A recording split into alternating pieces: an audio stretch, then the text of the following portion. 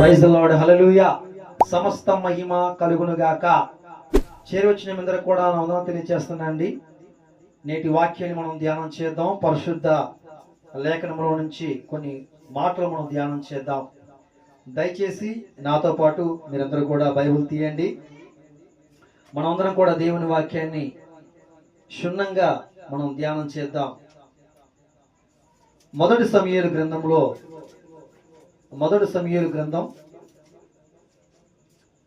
15వ అధ్యాయము 17వ వచనాన్ని మనం ధ్యానం చేద్దాం. అందరం కూడా బైబిల్ తీయవలసిందిగా కోరుచున్నాను.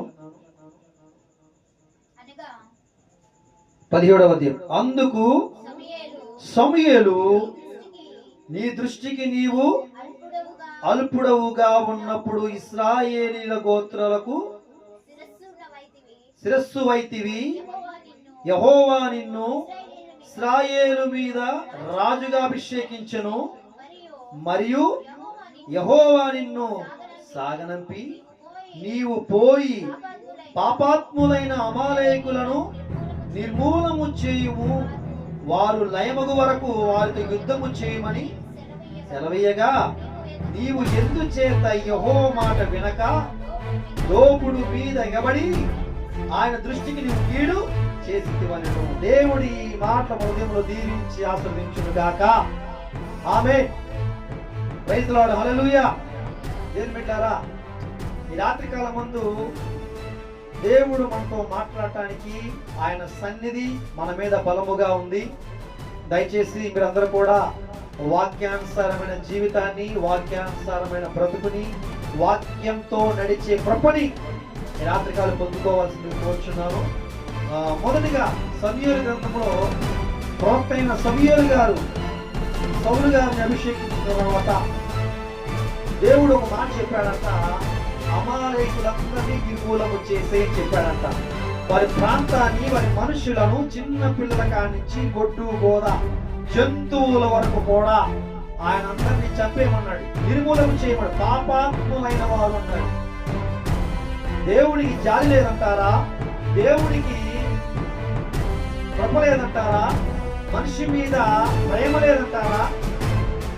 దేవుని బిడ్డలారా, అమాలేకులు పాపాత్ములను దేవుడు లేఖనంలో చూపిస్తున్నాడు. మరి ఎందుకు దేవుడు నిర్మూలన చేయమని చెప్పాడు? సమూయేలు ప్రవక్త చేత మాట పంపించాడు, కబురు పంపించాడు. ఇది మనకి ఎలా అర్థమైంది అంటే, మన జీవితం కోసం తెలుసుకోవడానికి మనం ఎవరైతే చెప్పండి, ప్రార్థన చేసే వారికి వెళ్తాం. మన కోసం ప్రార్థన చేసే వారికి వెళ్ళి మన విషయాన్ని, జరుగుతున్న వాటిని, జరగబోయే వాటిని మనం ముందుగానే తెలుసుకుంటాం. హల్లెలూయా. వారికి ఏం చెప్తే అదే మనం ఏం చేస్తాం, ఆలోచిస్తాం. వాళ్ళు చెప్పింది మనం చేయకపోతే మనలో ఏదో కీడు జరిగిందని, లేకపోతే మనలో ఏదో ఒక తెలియని నష్టం వచ్చిందని, లేకపోతే తెలియని ఒక విపత్తులు మనకి జరుగుతాయని, శ్రమలు వస్తాయని, కష్టాలు వస్తాయని, ఇరుకులు వస్తాయని మనం భ్రమలో ఉండిపోతాం. కానీ దేవుడే స్వయంగా సమూయేలు ప్రవక్త చేత ఒక కబురు పంపించాడు. నిన్ను రాజుగా దేవుడు అభిషేకించాడు కదా సౌలు, అయితే అమాలేకులు నా దృష్టికి పాపాత్ములుగా ఉన్నారు. ఒకవేళ వారిలో చిన్నపిల్లవాళ్ళు బతికుంటే మాత్రం వారి పాపం ఇశ్రాయేలైన నా ప్రజలకు అడ్డుకుంటుందేమో అని వారిని దేవుడు నిర్మూలన చేయమన్నాడు. చిన్నగా ఉన్నప్పుడే మనం ఇంట్లో పామును పెంచుకొని మంచిగా పాలు పోసి పెంచినా ఉపయోగము, ఎప్పటికైనా అది మనకి కాటు వేసే ప్రయత్నమే చేసింది. దూరంగా ఉంచాలి. అలాగే పాపాత్ములని, పరిశుద్ధుల్ని దూరంగా దేవుడు వేరుపరుస్తున్నాడు. ఇక్కడ దేవుని బిడ్డలకు జ్ఞాపకం చేసుకోండి, యేసుక్రీస్తు వారు సమూయేలుకి ఏదైతే మాట చెప్పాడో, పాపాత్ములైన అమాలేకులను నిర్మూలము చెయ్యి, వారిని అందరిని చంపేసేయి జంతువులతో సహా. సౌలు అభిషేకించబడిన వ్యక్తి దేవుని మాటకి లోబడాలా వద్దా? మీరు చెప్పాలి. లోబడాలి. ఈ రోజుల్లో అమాలేకులు అంటే ఎవరో? అమాలేకులు ఎలా ఉంటారు అంటే, ఇదిగో వేషధారణ జీవితం జీవిస్తున్న వారే. పాపాన్ని చేస్తూ, వ్యభిచారం చేస్తూ, దొంగతనం చేస్తూ, మోసాలు చేస్తూ, కుట్రలు చేస్తూ, అవమానం చేస్తూ, నిందిస్తూ, ఇంకేంటంట అనేకమైన శోధనలతో మనల్ని పట్టి పీడిస్తున్నారే, వారే అమాలేకులు. వారిని మనం ఏం చేయాలి? దూరం పెట్టాలి. వారి దగ్గరికి వెళ్తే వారిలో ఉన్న అదంతా చీకటంతా కూడా మనలోనికి వస్తుంది. వాళ్ళ ఆలోచనలు మనకు వస్తాయి, వారి తలంపులు మనకు వస్తాయి, వారు చేసే నడుడికి మనం కూడా నడుస్తాం. అప్పుడు వాళ్ళలాగా మనం కూడా పాపాత్ములుగా మారిపోతాం. దేని బిడ్డలారా, సౌలు ఇంతకీ వాళ్ళందరిని చంపాడా లేదా అంటే అందరిని చంపేశాడు, మనుషులందరినీ చంపేశాడు. కానీ కొన్ని శ్రేష్టమైన గొర్రెల్ని దేవుడికి దహన బలిగా ఇవ్వడానికి కొన్ని తీసుకొని వచ్చాడు. అతని సొంత ఆలోచన కాదు, మనుషుల ఆలోచన. కొంతమంది మనుషుల ఆలోచన చేస్తూ ఉంటారు. వారు ఈ మాట చెప్పారు కదా, ఈ మాట చెప్పారు కదా అని. నీకు దేవుని మాట కావాలా, మనుషుల మాట కావాలా అని అడుగుతాను. మీరేమంటారు? దేవుడు వింట కదా, మనుషులు వింటారు కదా, మనుషుల మాటే వినాలంటారు. కాదు కాదు కాదు కాదు, మనం దేవుని మాట వినాలి. హల్లెలూయా. దేవుని మాట మనం సంపూర్ణంగా వినాలి. సమూయేలు ప్రవక్త వచ్చి మాట్లాడుతున్నాడు. కింద వచనంలో ఏం మాట్లాడుతున్నాడు చూడండి, ఏం మాట్లాడుతున్నాడు? దోపుడు సొమ్ము 19వ అధ్యాయం. నీవు ఎందుచేత యెహోవా మాట వినక దోపుడు సొమ్ము మీద ఎగబడిపోతున్నారు. దోపుడు సొమ్ము మీద ఎగబడి కలబడి ప్రార్థనా పరులే ప్రార్థన చేసేవారే దోపుడు సొమ్ముకు ఎగబడిపోతున్నారు. వీళ్ళు అక్రమము చేస్తున్నారు. వీరు ఎవరి క్రియలు వాళ్ళకి దేవుడు ప్రతిఫలం ఇస్తాడంతే. నువ్వు శపిస్తే మాత్రాన, లేకపోతే నీలో చెడ్డ హృదయం, నీ చెడ్డ నాలుక ఎంత గలిబిలి చేసినా కానీ ప్రయోజనం లేదు. దేవుని యొక్క కృప ఉన్నంతకాలం మనిషి మీద ఎటువంటి ఆయుధము పనిచేయదు. హల్లెలూయా. ఇంకేమన్నాడు 20వ వచనంలో? అందుకు సౌలు ఆ మాట అనవద్దు, నేను యెహోవా మాట విని, చెప్పండి,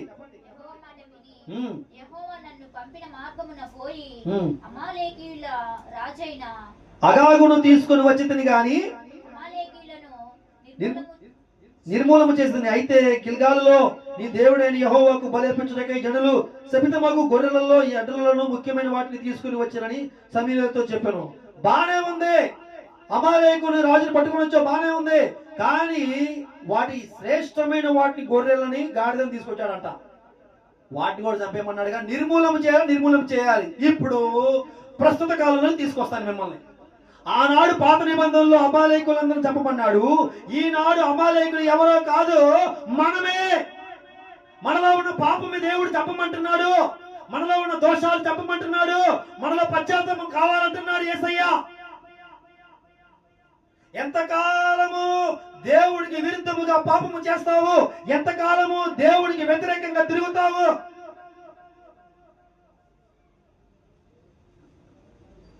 చేసేయన్ని కూడా దేవుడు చూడలేదంటారా?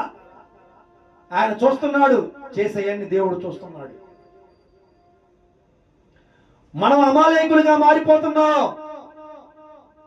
దేవుడు ఏర్పరచుకున్న మనుషులం కాకుండా సాతానికి సంబంధమైన ఆలోచనలు, చెడ్డ ఆలోచనలతో మనం నింపబడిపోయాము.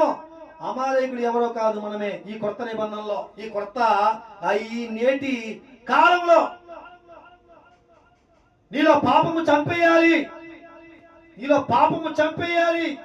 నీలో దోషము, నీలో అసూయ, నీలో కుట్ర, నీలో కుతంత్రాలు అన్నిటినీ యేసయ్యలో చంపేయాలి, నిర్మూలన చేయాలి. నువ్వు నీతిమంతుడివే కావచ్చు, నువ్వు పరిశుద్ధుడివే కావచ్చు, నమ్మకమైన వ్యక్తివే కావచ్చు, ప్రేమించేవాడివే కావచ్చు, దేవుడికి యథార్థంగా ఉండేవాడివే కావచ్చు, కానీ నీ మనస్సు పాపముతో నిండిపోయింది. నీ మనస్సు పాపముతో నిండిపోయింది. ప్రార్థన చేస్తే దేవుడు ఎమ్మటే జవాబు ఇస్తాడంటారా మీరు? ఏమా, కొంతమంది అంటారు, నేను ప్రార్థన దేవుడు ఆలకించట్లేదని నువ్వు అంటున్నావు. కానీ నువ్వు పంట వేస్తే 6 నెలల కోసం ఎదురు చూస్తావా లేదా? పంట నష్టపోతే మళ్ళీ ఆగుతావా? మరలా రిపీట్గా మరి పంట వచ్చే వరకు నువ్వు పంట వేస్తూనే ఉంటావు. పంట వేసినా కూడా నువ్వు ఊరుకుంటావా? నీ నిద్ర పట్టిద్దా? దానికి మందు చల్లుతావు. పురుగులు వస్తాయి, కీటకాలు వస్తాయి, పందులు వస్తాయి. వాటన్నిటి జాగ్రత్తగా నువ్వు కనిపెట్టుకోవట్లేదా? కడుపు మీద ఉన్న శ్రద్ధ ఆత్మ మీద లేదు. నేను చనిపోతే ఎక్కడికి వెళ్తాను, ఈ క్షణమే నేను చనిపోతే నేను పరలోక రాజ్యం వెళ్తానా అనే తెగింపు నీలో ఉందా? హల్లెలూయా. ఆనాడు అమాలేకులను యేసుక్రీస్తు వారు చంపమన్నారు. మరి ఈనాడు నువ్వే ఒక అమాలేకుడు అయిపోయావు. పాపాత్మను పొందుకున్నావు. దేవుని చేతిలో ఒక పాత్రగా వాడబడవలసిన నీవు, దేవుని సన్నిధిలో మహిమకరంగా ఉండాల్సిన నీవు, దేవుని సన్నిధిలో పరిశుద్ధంగా బ్రతకాల్సిన నీవు, దేవునికి నమ్మకముగా బ్రతకాల్సిన నీవు, దేవునికి విరుద్ధంగా పాపము చేసుకుంటూ దేవునికి వ్యతిరేకముగా తిరుగుతూ అనేకమైన కార్యక్రమములను వెళ్తున్నావే, నీ ప్రార్థన దేవుడు ఆలకిస్తాడా? హల్లెలూయా. ఇంకేమన్నాడు కింద 22వ వచనం, అందుకు సమూయేలు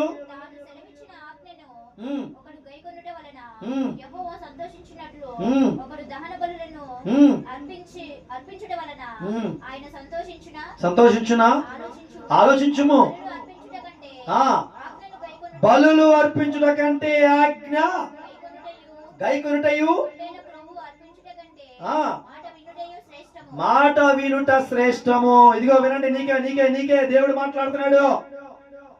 ఆజ్ఞ మీరబాక, దేవుని ఆజ్ఞ మీరబాక, దేవుడు వాక్యానుసారంగా జీవితం కలిగి ఉండు, దేవునికి నమ్మకముగా కలిగి ఉండు, విశ్వాసములో, నమ్మకములో, ఆత్మీయతలో దేవునికి నమ్మకమైన భక్తిగా నువ్వు జీవించాలి.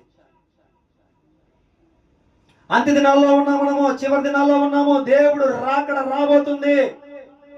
నువ్వు అంటున్నావు, మేడలు కట్టేస్తాను, మిద్దెలు కట్టేస్తాను, బంగారం కట్టేస్తాను, నాకు ఉద్యోగం వచ్చింది, నాకు వ్యాపారం బాగుంటుంది, ఇదిగో రాబోయే రోజుల్లో దేవుడు దీవిస్తాడు, నాకు మంచి రోజులు వస్తున్నాయి అనుకోవచ్చు. ఇదే నీ ఆఖరి రోజు. నువ్వు మరణిస్తే పరలోక రాజ్యం చేరుతావని గ్యారంటీ నీకుందా? హల్లెలూయా. అమాలేకుల వలె మన హృదయంలో కూడా పాపము పేరుకుపోతుంది. మనలో పశ్చాత్తాపం అనేది లేదు, విరిగి నలిగిన మనసు లేదు. ప్రార్థన చేసుకుంటాం కానీ ప్రార్థన వంటి జీవితం మనలో లేదు. ఆయన అంటాడు, ఆ వచనంలో అంటాడు, ఏమని అన్నాడు చూడండి, మరలా ఆ మాట చదువుకుందాము. ఆలోచించుము, బలు అర్పించడం కంటే ఆజ్ఞను గైకొనుటయు పొటేళ్లు క్రొవ్వు అర్పించడం కంటే మాట వినుట శ్రేష్టము. దేంటే పొటేళ్ల కన్నా క్రొవ్విన దూడల కన్నా యెహోవా మాట శ్రేష్టము. అది మాట మనము వినాలి. ఎంతమంది నువ్వు వాక్యం వింటున్నావు? ఎంతో మంది సేవకులు నీ కోసం ప్రార్థన చేస్తున్నారు. ఎంతో మంది సేవకులు నీ కోసము ఉపవాసం ఉండి కన్నీరు కారుస్తున్నారు. ఎంతో మంది యవనస్తులు, ఎంతో మంది వృద్ధులు, ఎంతో మంది ఇదిగోండి ప్రజలు కూడా నీ కోసం ప్రార్థన చేస్తుంటే నువ్వు ఇంకా మురికి జీవితంలో, పాపపు జీవితంలో, మోసకరమైన జీవితంలో జీవిస్తున్నావు. ఆ అమాలేకుడు నువ్వే, నువ్వు నేనే. మనలో సరి చేసుకోవాల్సి చాలా ఉన్నాయి. నేను స్ట్రైట్ గా మాట అడుగుతాను, దేవుని బిడ్డలారా, ఈ రాత్రి కాలం ముందు దేవుడు నీ ప్రాణం అడిగితే నువ్వు ఎక్కడికి చేరుకుంటావు? అగ్ని ఆరదు, పురుగు చావదట్టాడు యేసయ్య. ఆయన రాకడ సమీపముగా ఉంది. అమాలేకుడి కలిగిన ఆ యొక్క స్వభావమును కలిగి ఉన్నావు. ఈ రోజుల్లో ధనము కోసం పరిగెత్తుతున్నావు, డబ్బు కోసము, బంగారం కోసము, నీ గౌరవం కోసము, నీ స్టేటస్ కోసం పరిగెడుతున్నావు, నీ అంద చందాల కోసం పరిగెడుతున్నావు. దేవునికి నమ్మకముగా, భక్తిగా, యథార్థముగా ఎప్పుడు బ్రతకాలి నువ్వు? వీటన్నిటికీ ఫుల్ స్టాప్ పెట్టాలంటే, వీటన్నిటికీ మనము దేవుడిని జవాబు పొందుకోవాలంటే నిరంతరం మనం ప్రార్థన చేయాలి. హల్లెలూయా. ఎడతెగని ప్రార్థన మనలో కలిగి ఉండాలి. ఎడతెగని ప్రార్థన మనలో. అప్పుడు అమాలేకులు వారులైతే ఇప్పుడు అమాలేకులము మనము. మన చూపుల్లో కరెక్ట్గా ఉన్నాయంటారా? మన మాటలు కరెక్ట్గా ఉన్నాయంటారా? మన హృదయం కరెక్ట్గా ఉందంటారా? పాపాత్మ దుర్మార్గులం మనము. దేవుడి మోసపరిచే వారిలో మొదటి స్థానం మందే.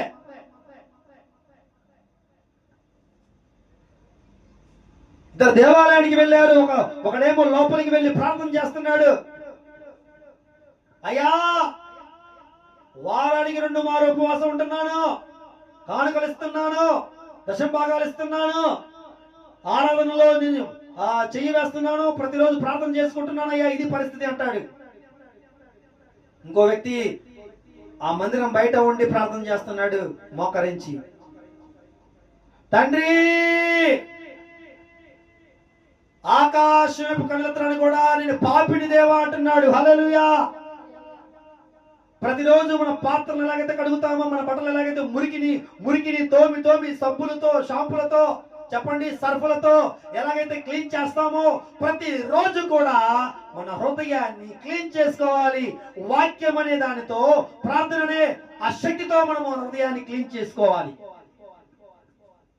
ప్రార్థనలో నిలకడగా ఉండు, విశ్వాసాన్ని కోల్పోకుండా నమ్మకంగా బ్రతుకు. సౌలులో అభిషేకం పోయింది, సౌలులో అభిషేకం పోయింది. దేవుని మాట వినలేదుగా, ఆజ్ఞ మీరాడు. ఆజ్ఞ ఆయన మాట వినలేదు. సౌలు ఆయన మాట వినలేదు, యేసయ్య మాట వినలేదు. ఆయన ఆజ్ఞ మీరాడు, ఆయన మాట వినకుండా త్రోవ తప్పాడు. అయితే తర్వాత ఏం జరిగింది? తర్వాత సౌలు గారు తన బ్రతుకు ఎలా ఉంది చూడు. 14 వచ్చిన 16-14 వచ్చిన. యెహోవా ఆత్మ సౌలును విడిచిపోయి యెహోవా ఎదుట నుండి దురాత్మ ఒకటి వచ్చి అతన్ని వెరపింపగా. హల్లెలూయా చెప్పండి గట్టిగా. అభిషేకం పోయి ఏమొచ్చింది చెప్పండి. చూడండి, అభిషేకం పోయి ఏమొచ్చింది? దురాత్మ వచ్చి కూర్చుంది. నీలో అభిషేకం ఉన్నంత వరకే, పవిత్రత ఉన్నంత వరకే సేఫ్ గా ఉంటావు. ప్రార్థనలో ఉన్నంత వరకే సేఫ్ గా ఉంటావు. నీ ప్రార్థన ఎంతసేపు? ప్రార్థన కలిగి జీవించాలి మనం. ఇదిగో సౌలు గారికి దేవుని ఆత్మ విడిచిపోయింది, దేవుని ఆత్మ తనలో నుంచి బయటికి వెళ్ళిపోయింది. దురాత్మ ఒకటి కూర్చుంది ఒంట్లో. దేవుని ఆజ్ఞను, దేవుని మాటను మనం మీరకూడదు. దేవుడు మనకి అద్భుతములు చేసినా, అద్భుతములు చేయకపోయినా దేవుని యందు మనం నిరీక్షణ కలిగి ఉండాలి. హల్లెలూయా. ఖచ్చితంగా దేవుడిని పట్ల కార్యము చేస్తాడు. సౌలుకి చెప్పినట్టుగా మనకు చెబుతున్నాడు, మనలో ఉన్న పాపాన్ని చంపేయాలి, మనలో ఉన్న దుర్మార్గతను విడిచిపెట్టాలి. దేవుని మాటను మనం ఎప్పుడైతే వింటామో, దేవుడు మనం 30 60 100 దేవుడు దీవిస్తాడు. నువ్వు అనుకున్న వాటికంటే నువ్వు రేపు చూస్తావో చస్తావో తెలీదు. నువ్వు అనుకోవచ్చు ఒక టైంలో దేవుడు నిన్ను ఆశీర్వదిస్తాడు అనుకోవచ్చు. ఆ టైం నీది రేపు ఏమి సంభవించడం నీకు తెలియదు. దేవుని బిడ్డలారా, ఈ రోజే మన దినము, ఈ రోజే దేవుని యొక్క ఆయన దొంగ వలె వస్తానన్నాడు. ఇది కృపాకాలము, కృపలో ఉన్నాం మనము. నువ్వు ఆరోగ్యం వల్ల బ్రతకట్లా, నువ్వు వేసే మెడిసిన్ వల్ల నువ్వు బ్రతకట్లా, దేవుడిచ్చిన కృపతో నువ్వు బతుకుతున్నావు. కాబట్టి సౌలు ఎలాగైతే మీరాడో, దేవుని ఆజ్ఞను మీరాడో, దేవుని మాటను మీరాడో, అలా మనం చేయకుండా దేవుని ఆత్మ మనలో ఉండలాగున నిరంతరము ప్రార్థన చేయాలి. నిరంతరము నమ్మకముగా, దీన మనసుగా, తగ్గింపుగా ఎప్పుడైతే మనం ఉంటామో ఖచ్చితంగా దేవుడిని దీవిస్తాడు. హల్లెలూయా. వాక్యాన్ని వింటున్న నీవు నేను కూడా పూర్ణ హృదయంతో దేవుని ఆరాధించాలని, సౌలుగా కాకుండా దేవునికి ఇష్టలుగా, దేవుని కుమారులుగా, దేవుని కుమార్తెలుగా మనం ఎదగాలని, నిరంతరం ప్రార్థనలో ఉండాలని దేవుడి ఈ మాట హృదయంలో దీవించి ఆశీర్వదించునుగాక. ఆమేన్. కళ్ళు మూసుకుందామండి, కళ్ళు మూసుకుందాం. ప్రేమగల తండ్రి, పరిశుద్ధ ఆత్మ దేవుడా, త్రియేక దేవానికి స్తోత్రం. ఆయన ఇంతవరకు ప్రభువా అయ్యా సౌలు గారికి చెప్పిన ఆజ్ఞను మీరాడయ్యా. ఇదిగో ప్రభా, మీరు మాకు చెప్పారు ప్రభువా, మేము కూడా ఈ లోకంలో ప్రభా బాప్తిసం తీసుకుని నీ ఆజ్ఞను మీరుతున్నామేమో, మమ్మల్ని క్షమించండి. ప్రతిరోజు మాలో పశ్చాత్తాప హృదయం మాకు దయచేయండి. ఆయన నిరంతరము ప్రార్థించే మనసు మాకు దయచేయండి. నీ పరిశుద్ధాత్మ శక్తిని కుమ్మరించిన ఆయన నీకు స్తోత్రాలు. సుడిగుండాలే వచ్చినా, ఆటుపోట్లే వచ్చినా, శ్రమలే వచ్చినా, కష్టాలే వచ్చినా ప్రభా, వాటిని జయించిన శక్తి ప్రార్థన, బలమైన వీచే ప్రార్థన మాలో రగిలింప చేయండి. నిరంతరము నాయన మీరు రాకడా అయ్యా వచ్చేంత వరకు నమ్మకముగా, విశ్వాసముగా ప్రార్థించేవారుగా ఉండడానికి సహాయం దయచేయమని ఈ వాక్యము విన్న ప్రతి ఒక్కరి మీద నీ ఆత్మను కుమ్మరించి బలపరచమని ప్రభువైన యేసుక్రీస్తు పరిశుద్ధ నామములో అడిగి వేడుకొని పొంది ఉన్నాను తండ్రి. ఆమేన్. ఆమేన్. మన తండ్రి అయిన ప్రేమ, కుమారుడైన యేసుక్రీస్తు వారి కృప, పరిశుద్ధాత్మ అన్యోన్య సహవాసం ఇప్పుడు ఎల్లప్పుడు సకల పరిశుద్ధులకు ముఖ్యంగా చేరవచ్చిన మనందరికీ సదాకాలము తోడై దీవించి ఆశీర్వదించును గాక. ఆమేన్. ఆమేన్. ఆమేన్. అందరికీ వందనాలండి. దేవుడు దీవించును గాక.